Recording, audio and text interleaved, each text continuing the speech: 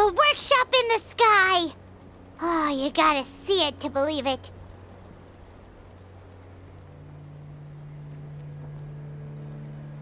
Makes you wonder why T'Pol even bothers with phlogiston wings when he has tech like this. Well, according to the notebook, the platform beneath us runs on components from the Cinder City. Those can't be mass-produced. Also, I have some doubts about its mobility after seeing how it moved just now. For someone like T'Pol who dreams of flying freely, this definitely doesn't cut it. But if he's got that relic, he should be able to make a set of prototype wings for himself, right? Why bother making a whole flying workshop so he can mass-produce them? But this doesn't add up. If he's already achieved the power of flight, then he must have bigger dreams we don't know about. But what? With any luck, we'll find the answers in his workshop.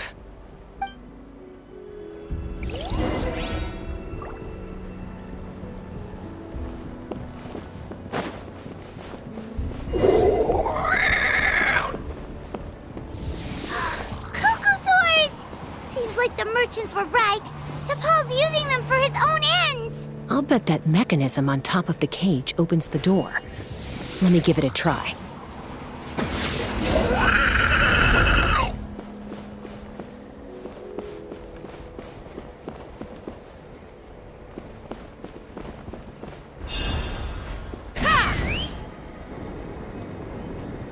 Giddy up!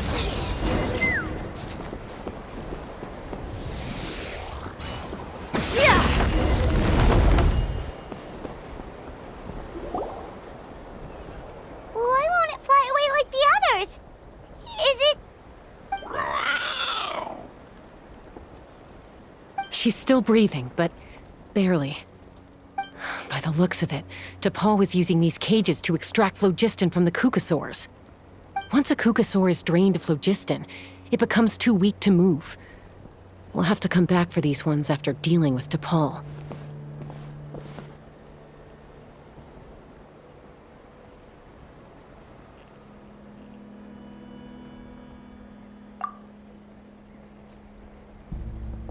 Let me see. Looks like a record of his phlogiston research. Log number 330.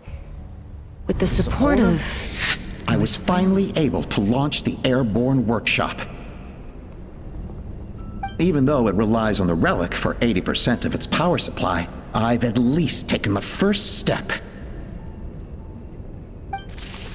Log number 348. Research on the relic is progressing well. I should be able to replicate the technology and scale up production very soon. Has proposed a name for this groundbreaking invention: the phlogiston wings. I think I'm getting close. Soon I will achieve my dreams. Log number 377.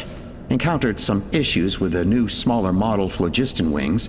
The gaseous phlogiston showed some volatility during the refinement process. Thinks we should proceed at a more cautious pace with the refinement experiments. But after so many past failures, I have to prove that I will succeed this time. Log number 114. Ran an experiment using Kukasaurs to refine gaseous phlogiston. It was a success. Log number 117. I have started recruiting merchants and hunters to capture wild Kukasaurs. Log number 121. Major breakthrough in the efficiency of phlogiston yield. Huh?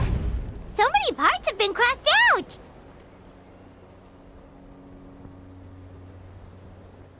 Yeah, probably the contact he alluded to in his other notebook. Guess he has a benefactor. Did anyone else notice how the numbering system in this notebook suddenly changed halfway through? We haven't got time for textual analysis, I'm afraid. Grab the notebook and let's press on.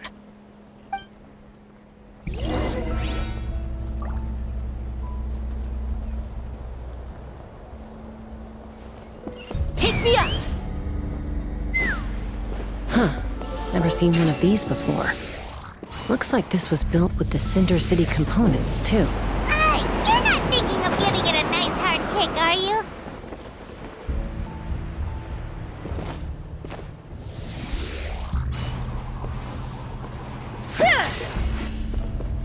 Let's fly.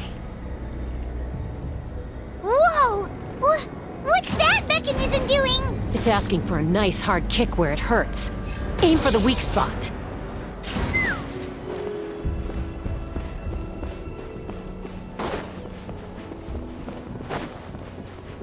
What are they doing here? It's T'Pol's henchman. He must have brought them here using the relic in his prototype wings. Watch out!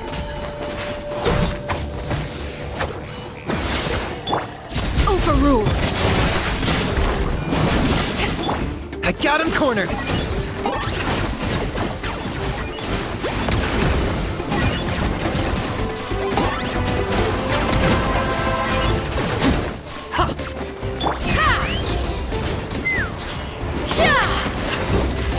I will have order. Stabilize.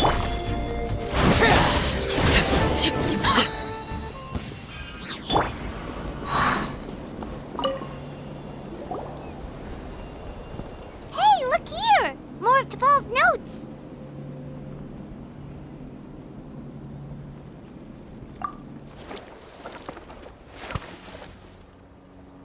Log number 403. Introduce me to some new comrades who fully support my ideas. I told them that some Saurians are blessed with wings, and some people with natural gifts, while the less fortunate among us can only look on longingly as they seize the skies.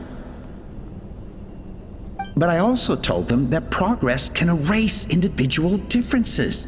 Think of the tools humanity has made to fight back against wild beasts. The law we have put in place to even the playing field between the strong and the weak.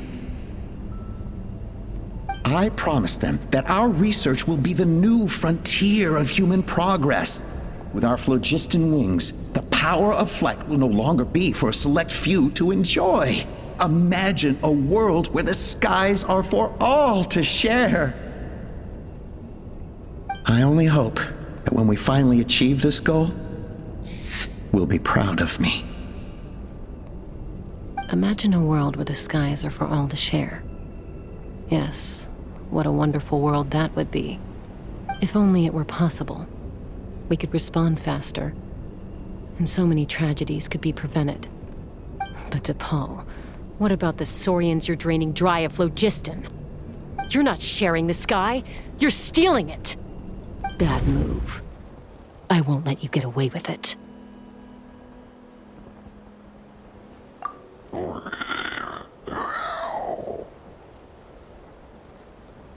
I'm fine.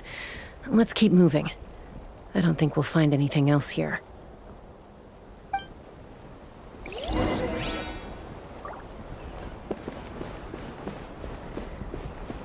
Take me up!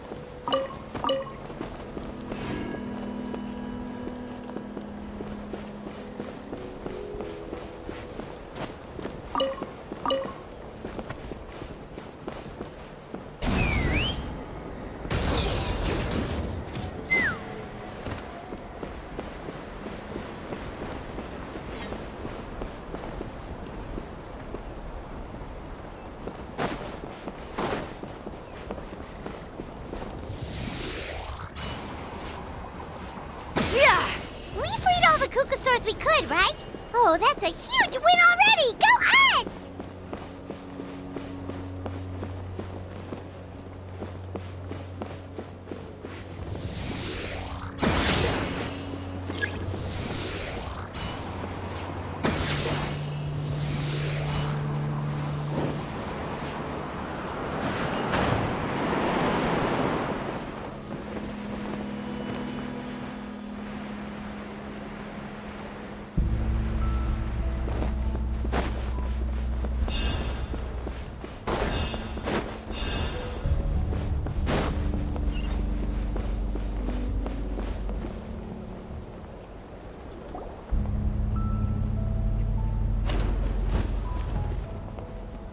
Looks like we've reached the center of the workshop.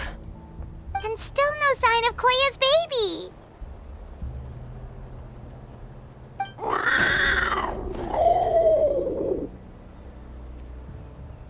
Let's search this area for now. If we still can't find Chime, we'll double back.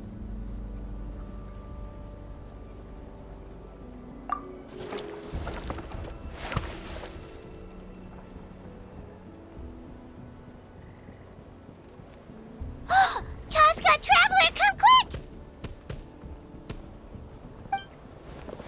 What is it? Did you find Chime? Not yet, but look! It's another one of T'Pol's notebooks!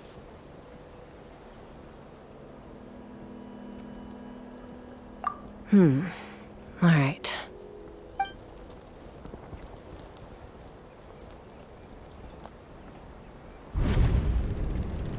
Log number 428. We decided to restart the experiments on phlogiston refinement, but without telling. This is the final obstacle to the success of the Phlogiston Wings project. We cannot fall at the last hurdle. Log number 436. Earlier today, suggested using Kukasaurs as an intermediary to extract refined phlogiston. It's certainly feasible, but... Anyway, as long as our secret experiment succeeds, I'm sure won't bring it up again. Log number 443. We will conduct the experiment tomorrow. But birthday is coming up, so hopefully we'll have a birthday surprise for her. Log number 444.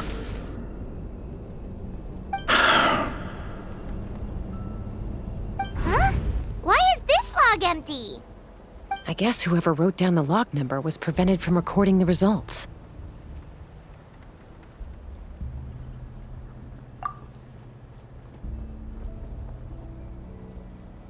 Log number 0. We lost many comrades in the accident. Among them are friends, lovers, and children. But we cannot stop now. We will keep their legacy alive and carry their dreams forward. As of today, we are scrapping the artificial refinement method. Instead, we will focus all our efforts on phlogiston extraction from live Kukasaurs. They are arrogant beasts whose existence in the wild serves no one but themselves. Their true worth lies in their sacrifice for the sake of human progress. To facilitate our operations, we will gradually move the airborne workshop closer to the Flower Feather clan, even as we continue to expand it. All this we do to create a world where the skies are for all of humanity to share. All this we do to make T'Pol's dream a reality. Given the way this is written, not to mention the fact that the numbering has started over from 0, it kinda sounds like this is someone new. Does that mean that T'Pol's already... There's also a letter tucked in the end of the notebook. It's from Puma.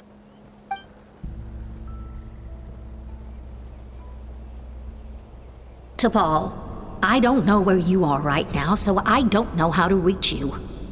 My best bet is to send this letter to the Flower Feather clan. Your father is gravely ill. Oh, I know we've had our differences in the past, but he is still your father. Won't you come and visit him? Please. I know you never liked him and cared even less for me. All you ever yearned for is the sky. And your birth mother. But we'll still be waiting here for you if you do come back. This may be the last chance you'll get to see your father. So Puma's not T'Pol's real mom? Huh. Well, she did say he never called her mom, but I'm gonna assume she was just venting. We know that T'Pol's father passed away quite recently, and this letter looks recent. By contrast, the writing in this notebook is old and faded. It looks like the real reason T'Pol didn't attend his father's funeral is because he'd long since passed away himself.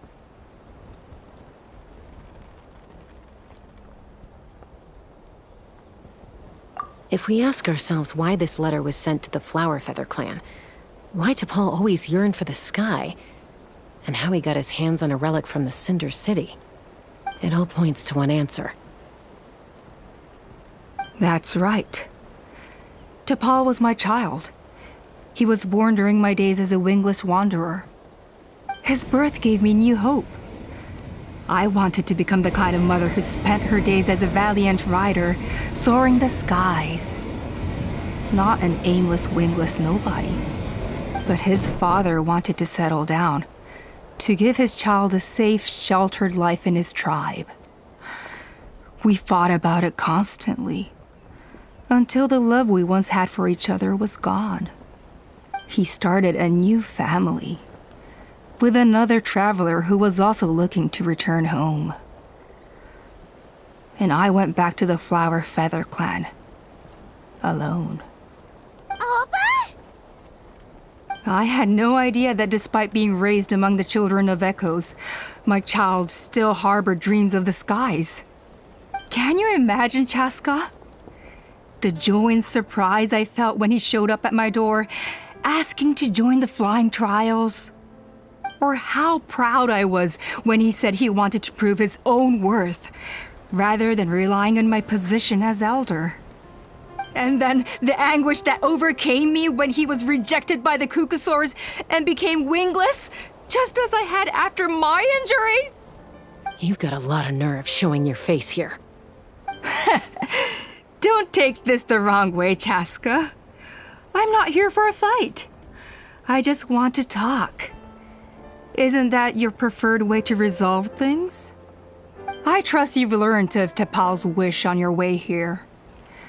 A world where the skies are for all of humanity to share. If only his dream can be realized, no one will ever have to lose their wings again. Our aerial prowess will be greater than ever before. War will never again come at such a great cost. The loss of Koichi is a tragedy that need never be repeated. So tell me, Chaska, do you really wish to see the phlogiston wings forever grounded and gathering dust? Nothing you've said excuses all the conflict you've caused. You mean the argument back at the tribe? It was a necessary measure. Sometimes this is the only way to accelerate the pace of progress.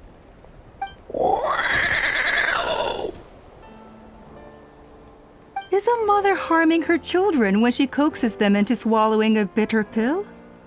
Of course not. It is a brief moment of suffering for the greater good, and the child would come to understand this in due course. The phlogiston wings are that bitter pill. We will never progress as a tribe if we cling to the scraps the cucosaurs offer us. Once the people have embraced the phlogiston wings, they will never look back, even if they learn how the refined phlogiston is sourced. They will convince themselves that the sacrifice of a few cucosaurs is a small price to pay for our dominion over the skies. But this I had not anticipated. I barely had the chance to introduce the phlogiston wings to the tribe before you found this place. Your plan was hardly foolproof. Yet, it can still be salvaged. Chaska, traveler, you are the hope of humanity. I'm sure you have your doubts about my methods, but know that my love for humanity and for iNatlan is genuine. You know me, Chaska.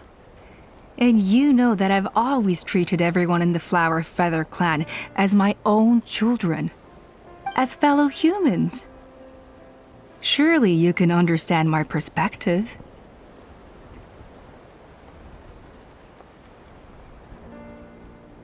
Hey, quit the quips! This is serious! Alpa, iNatlan doesn't belong to humans alone. And truthfully, neither do I.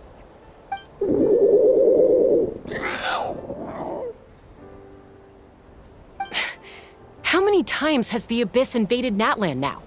And yet despite how much stronger it is than us, iNatlan still stands as a nation of humans and saurians. Peace imposed by force will crumble in a matter of days, because social bonds are what hold a civilization together. Weren't you the one that taught me that? And yet you would break the bond we share with our saurian companions to take more power for ourselves? That's as stupid as hacking your own arm off to use it as a club. They are wild beasts, driven purely by instinct. How could they possibly understand human social bonds? Ugh, how did someone like her ever become a writer?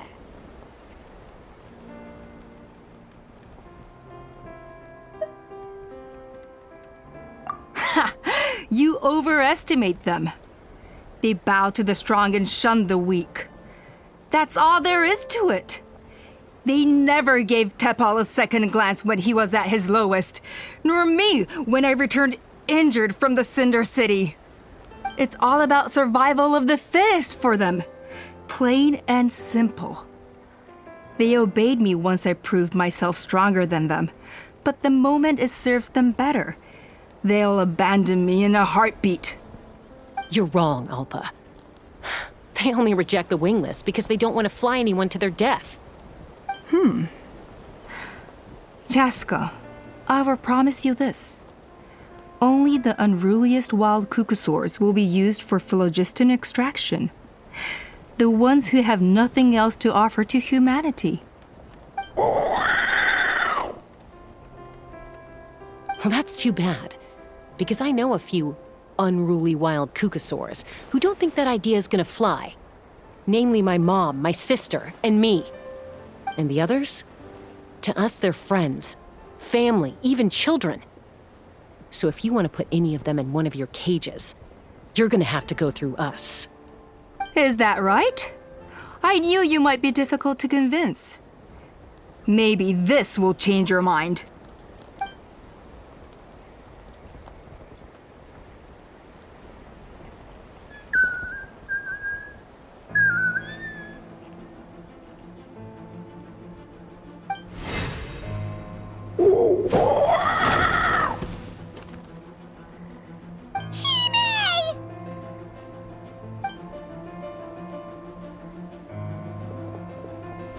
Alpa! Careful! Don't make any rash decisions. Unless you want to see her suffer. Oh no, that's one of the extraction cages! I told my subordinates to take control of the tribe while I was away. Luckily for them, Our strongest warrior and our most powerful ally aren't there to stop it. Take control? What are you planning to do with Mutota and his supporters? Merely accelerate their inevitable downfall. They cannot stand in the way of progress forever. It is not the move I wish to make, but I'm afraid you and your friends force my hand. And since you insist on imposing me too, I have no choice but to keep you here until the dust has settled. So that's what you meant by I just want to talk. You never intended to negotiate. You just wanted to stall us. No, Chaska. I genuinely hoped I could win you over. You are the strongest warriors we have. Put down your weapons, and I promise you that no harm will come to this young Sarian. I just need you to stay here for the next couple of weeks or so, while my people consolidate their power. Then, I will give her back to you, and you'll be free to leave. As long as the majority supports our vision, even the Pyro Archon cannot meddle in our internal affairs. Your vision is deranged, and the Flower Feather Clan will never support it. You sure about that? Then wait here and see. Time will tell. What do we do? Even if the whole tribe fights back, Mutota's in grave danger!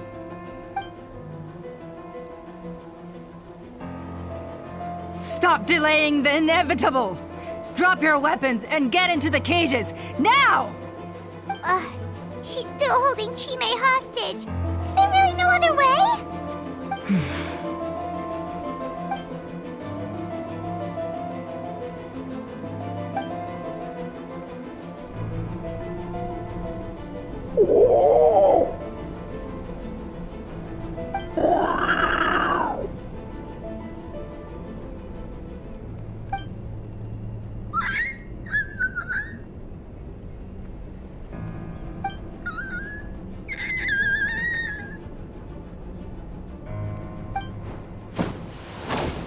Koya?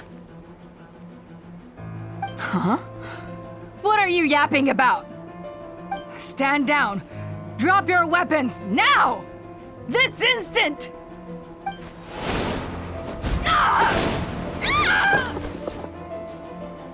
No! The relic!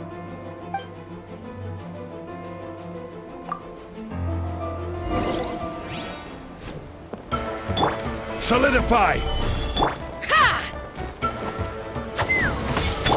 This is where you fall.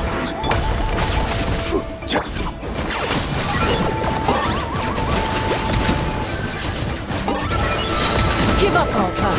We're negotiating my way now, and this ain't your strong suit. Just shut up! Anybody? Knock him down. Hey, something's up with this relic!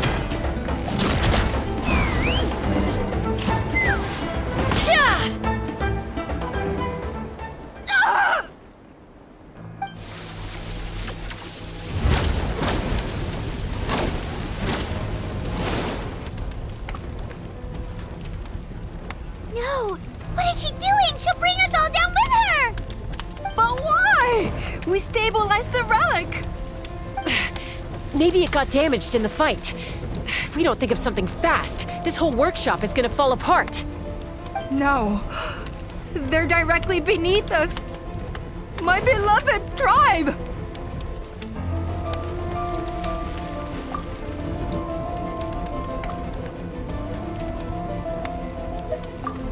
Okay,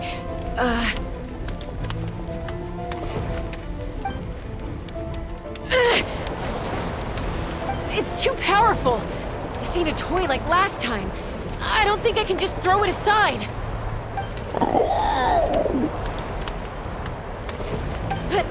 But we need to get it far away before it explodes. Then the tribe will be safe, and so will this workshop.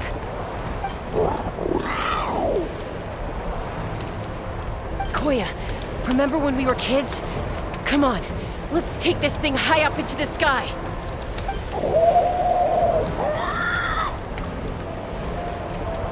Don't worry, I know I can get rid of it before it explodes. We're talking some surface wounds at most. All I need is for you to catch me at the end. Just like old times.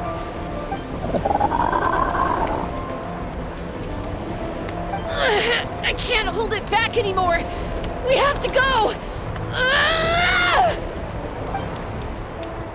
Don't be insane! Alpa! What are you... You're a fool, Chaska! Why would you choose such a risky solution? We cannot entrust the safety of our tribe to this wild Saurian! I'm the fool. You really think you can stand a better chance than me?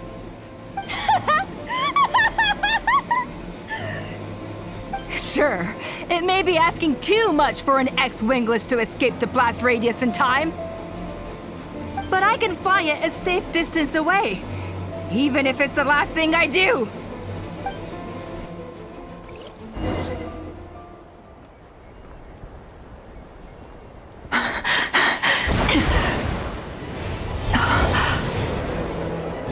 Here, these should be high enough to save the clan. What? You don't get to die a hero today.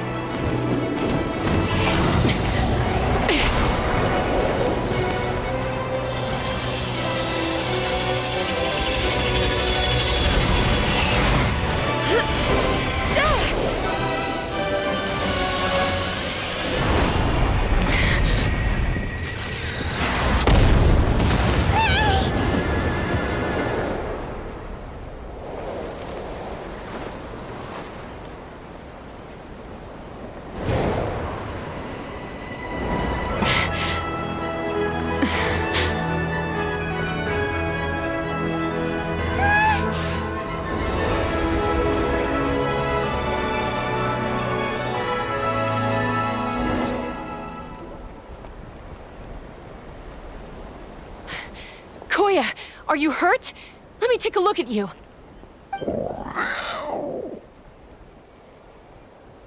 What do you mean, I'm fine? Didn't I tell you to catch me on your back? Why did you try to shield me from the blast?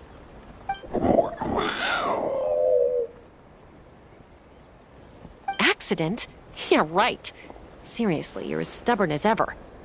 Chaska, Koya! How are things looking here?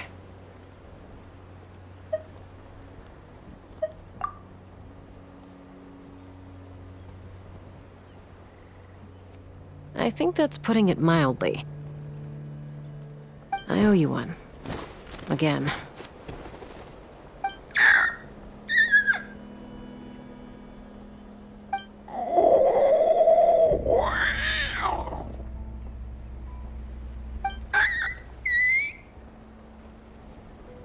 Oh, but be honest.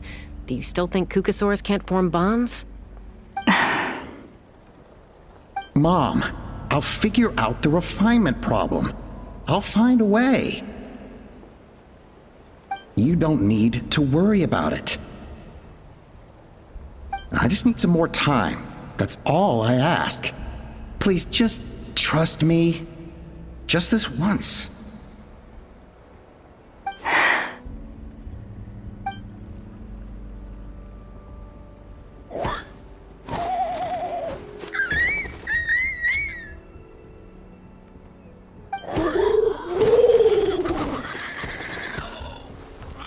The Flower Feather Clan yield to the strong. And it's up to the winners to define what strength means. So it looks like it's my turn to yield.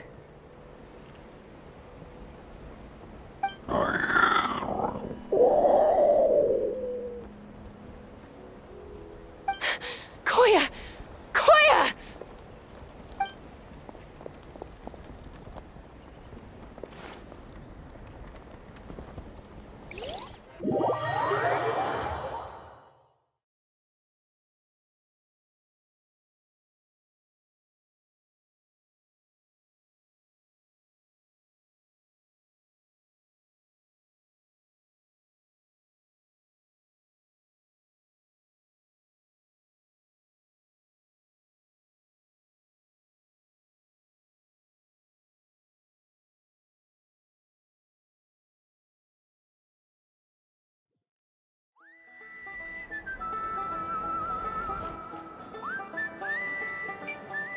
So, you're absolutely sure it's not because of the explosion?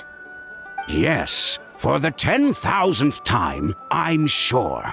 The blast barely touched her. The reason she fainted was old injuries playing up, compounded by overexertion in recent days. The moment she finally relaxed, all the built-up stress finally caught up with her. And no wonder. Honestly, she's just like you. Anyway, now you know how we feel when you go off risking life and limb. Your mother and I would both appreciate it if you lived less dangerously. You know she wrote to me from the Masters of the Night Wind, just to scold me for not doing enough to keep an eye on you. If she wasn't so busy with work, you can bet she'd come back here and chew us both out in person. I'll find an opportunity to apologize to her. I promise. You'd better. No more avoiding us, okay? And don't get me started on all the checkups you've missed. Got it. Got it. Huh? Koya? You're awake. I'll go let everyone know. Hey, but we're not done talking. What are we gonna do with her, Even after everything that's happened, she still hasn't figured out how to start the conversation with you. She keeps saying, I don't think Koya has forgiven me yet. But if you ask me, she's the one who's scared to open up and have an honest conversation. For all her confidence, she's a very sensitive soul underneath. You'd think as a peacemaker, she of all people would know how to reconcile with her family after a falling out. She must have been a handful growing up. Thank you for being there for her. And of course, thank you for keeping her safe when you were up there in the sky. Koya, Uncle Cusco, we're here! Ha! I was just telling her that she's not to go chasing danger with Chaska ever again. Cusco, I understand how you must feel. But it's all thanks to Koya and Chaska's efforts that the airborne workshop didn't come crashing down on our heads. Oh, Paimon almost forgot to ask. They didn't hurt you while we were gone, did they? Thankfully, when her co-conspirators tried to arrest me, I was out coaching Koyer and Junan. The two of them were a huge help. They took care of things while I went around rallying the resistance. So, in the end, Alpa's would-be revolt didn't really get off the ground. And as it turns out, not all of the wingless want to see our dear Saurian friends replaced with phlogiston-powered gizmos. I'm so sorry you got mixed up in this, by the way. We should have caught on to Alpa's scheme sooner. We could have saved so many Kukasaurs from getting hurt. Most of the airborne workshop has now been dismantled. We've just left one small, harmless part intact, and repurposed it as a jail for Alpa and her cronies. Let's see how they like being locked up in a sky prison! So, it looks like there's just one last conflict left to resolve. Peacemaker, you're up. I said I had to wait until things had blown over, didn't I? And now they have. But I still have no idea what to say. Koya, I just want to say, I'm sorry for how things went down back then.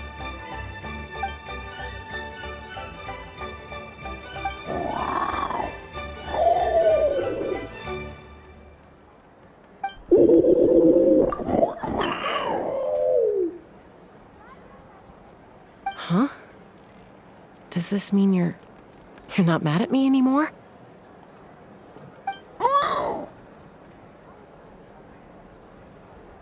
There's that family likeness coming through again. But that day, when we ran into each other...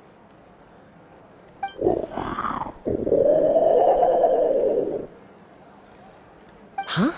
So then, when did you finally make your peace with it?